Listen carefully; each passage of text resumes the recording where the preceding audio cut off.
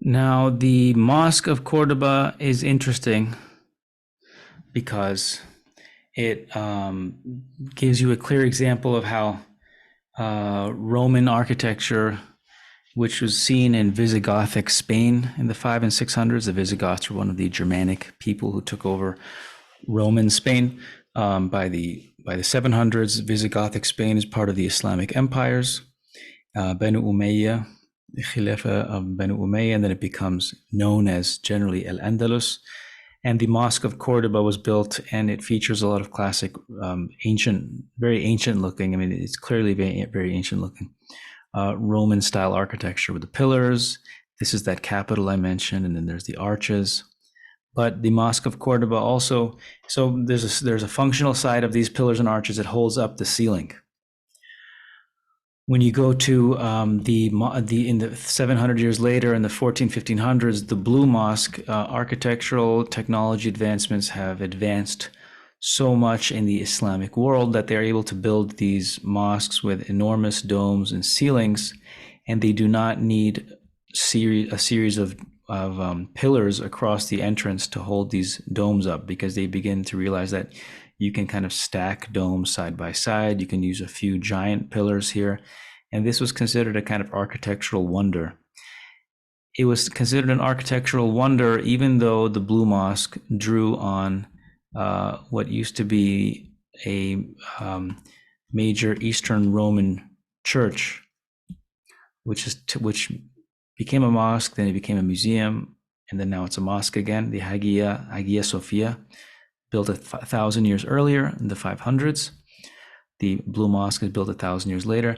The Hagia Sophia is also impressive in the inside, but they are not, in the 500s in the Eastern Roman world, they were not able to build a church where the interior could be as open and wide as the Blue Mosque 1,000 years later.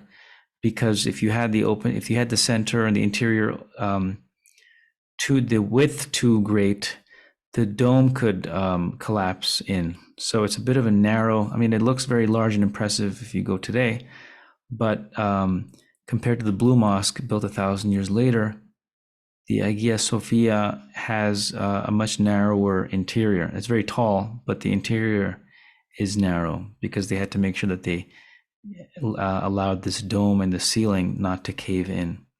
So when you go to the Blue Mosque 1,000 years later, technology has advanced to an extent that the interior here is significantly wider.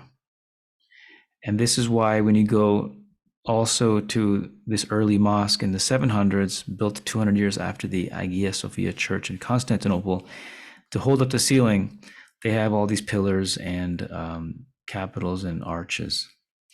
But they begin to now deviate from Roman architecture from a very early period.